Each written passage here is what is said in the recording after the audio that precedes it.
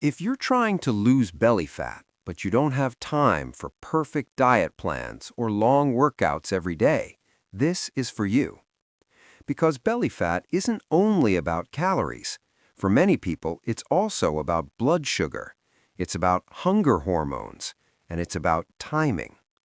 Today, I'll share 5 science-backed micro habits. They are small, they are realistic, and they are designed to make fat loss feel easier. Not through magic, but by smoothing your glucose curve, lowering rebound hunger, and reducing cravings. Quick note, this is educational, not medical advice. If you have diabetes, take glucose-lowering medication, or have reflux, ulcers, or serious stomach issues, talk to a clinician before changing routines. Now, let's build the logic, because understanding the why makes the how much easier. When you eat, especially a meal high in carbs, your blood glucose rises. Your body releases insulin to move glucose into cells. That's normal. But here's where many people get stuck. If glucose rises too fast, you get a bigger spike, and often a stronger insulin response. Then later, you can get a drop, and that drop can feel like sudden hunger, low energy, or cravings, especially cravings for sugar and starchy foods. So the goal of this video is simple. We want meals that behave more slowly, less spike, less crash, more stable energy, and fewer cravings later. You don't need to eliminate carbs completely. You don't need to suffer. You just need to stop doing the few things that create the biggest spikes of the day. Let's start. Habit number 5 is to add a little acid to certain meals. This can be vinegar, like apple cider vinegar or lemon juice. Here's the easy version. If you're having a meal that includes rice, bread, pasta, potatoes, or a sweet dessert, you can add acidity. You can do that by using vinegar as a salad dressing, or by squeezing lemon onto the meal, or by diluting about 1 tablespoon of vinegar in a large glass of water and taking it with the meal or shortly before it. Now, why does this matter? Think of glucose like traffic trying to enter your bloodstream. If traffic enters too fast, you get a peak. Research suggests vinegar, mainly through its acetic acid, can reduce post-meal glucose responses in certain contexts, especially with carb-heavy meals. One proposed mechanism is that it can slow carbohydrate digestion and absorption, so glucose enters the bloodstream more gradually. Another mechanism seen in clinical research is improved insulin sensitivity to a high carbohydrate meal, especially in insulin-resistant people. Now, I want to be very honest.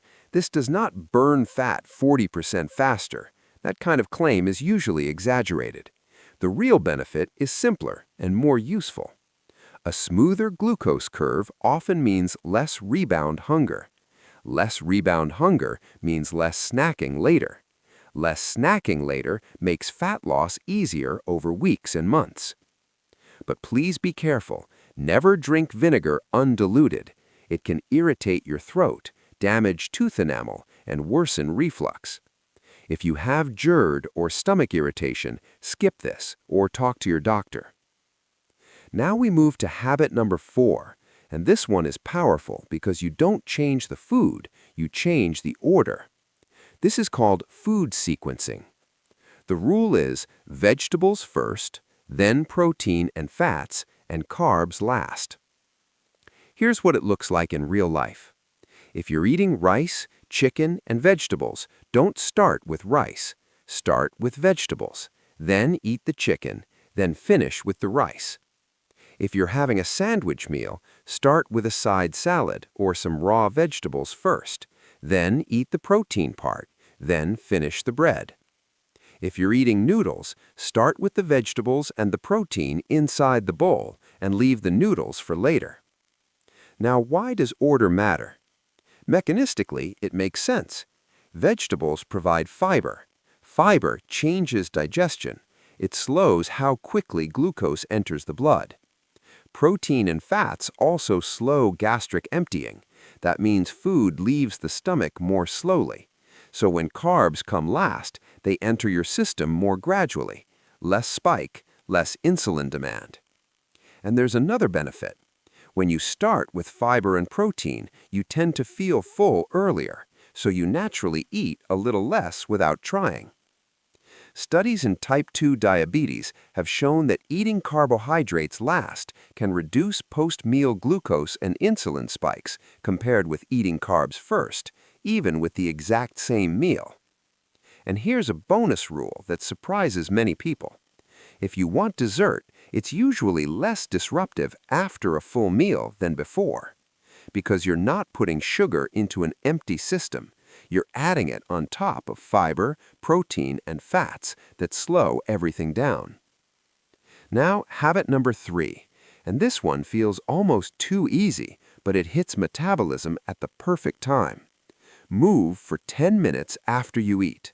Not intense exercise, not running, not a hard workout, light movement. A relaxed walk outside, walking around your home, cleaning the kitchen, doing the dishes, light stairs, or even pacing during a phone call. Why does this matter? Because muscles are one of the best glucose disposal systems in your body. After you eat, glucose rises. When muscles contract, even lightly, they increase glucose uptake to use as energy. So muscles behave like sponges. They soak up glucose right when it's trying to peak. This is why timing matters. A 30-minute walk is great, but if it's far away from mealtime, it might not reduce the spike as much. A shorter walk right after eating can be surprisingly effective because you hit the window when glucose is highest. A randomized crossover study compared 30 minutes of walking at any time versus 10 minutes after each main meal, and the post-meal walking strategy improved postprandial glucose control more effectively in people with type 2 diabetes. So the practical target is simple. Aim for about 10 minutes within 30 to 60 minutes after meals, and if you can only do it once per day, do it after dinner. Dinner is often the meal where glucose control tends to be worse. Now, habit number 2, and this one is where many people accidentally create their biggest spikes of the day. Stop eating naked carbs. A naked carb is a carb-heavy food eaten by itself. Bread alone, cookies alone, white rice alone, cereal alone, and the biggest one, especially in modern life, liquid carbs. Fruit juice, sweet coffee drinks, soda, sweet milk teas, even healthy smoothies if they're mostly fruit and very low in fiber. Here's the fix. Every time you eat carbs, pair them with at least one of 3 breaks: fiber, protein, or healthy fats. This is not about fear, it's about physiology. Fiber slows absorption and reduces glycemic response. Protein and fats slow gastric emptying and increase satiety signals. And the most important outcome is this: less spike means less crash. Less crash means less cravings later. Less cravings later makes fat loss easier over weeks and months. Now, let's make this concrete with examples you can actually use. If you eat bread, add eggs, fish, chicken, tofu, Greek yogurt, or nut butter. If you eat rice, add vegetables and protein, and add some healthy fat like olive oil, avocado, or a small portion of nuts. If you snack, choose yogurt with nuts or fruit with nuts instead of biscuits alone. If you want fruit, eat whole fruit, not juice. Whole fruit has fiber and structure. Juice removes much of the structure and makes sugar enter faster. If you only fix one habit today, fix this one. Stop drinking your carbs. Now, habit number 1, and this one is the most underestimated: sleep. Sleep isn't just recovery. Sleep is appetite control. Sleep is impulse control. Sleep is the foundation of the choices you make the next day. When sleep is restricted, research has shown changes in hunger hormones. Leptin, which signals fullness, tends to go down. Ghrelin, which signals hunger, tends to go up. A classic study found short sleep was associated with decreased leptin, increased ghrelin, and increased hunger and appetite in healthy young men. But hormones are only part of it. Sleep deprivation also changes the brain. When you're underslept, reward responses to highly palatable foods get stronger, and your prefrontal brake system gets weaker. So you don't just eat more, you crave more sugar, more starchy foods, more ultra-processed snacks, and you have less control to say no. And there's also circadian rhythm. When your sleep schedule is chaotic, or you're awake deep into the night, metabolic regulation becomes harder. Night shift work and circadian disruption have been associated with higher risk of overweight and obesity, including abdominal obesity in some analyses. So if you want belly fat loss to feel easier, protect sleep like it's part of your training plan. Here are simple steps. Keep a consistent sleep window. Dim lights 60 minutes before bed. Reduce screens if you can. Set a caffeine cutoff earlier in the day if you're sensitive. And if you can only do one thing, wake up at the same time every day. Consistency anchors your rhythm. Now let's put everything together. You now have 5 micro habits. Number 5, add a little acid like vinegar or lemon to carb-heavy meals if it agrees with you. Number 4, eat in the right order. Vegetables first, then protein and fats. Carbs last. Number 3, move for 10 minutes after meals to pull glucose into muscle right when it's trying to peak. Number 2, no naked carbs. Pair carbs with fiber, protein, or healthy fats, and avoid drinking your carbs. Number 1, protect sleep, because sleep sets your hunger hormones and your food choices. None of these are extreme, but done consistently, they make your glucose curve smoother, your appetite calmer, and your fat loss easier.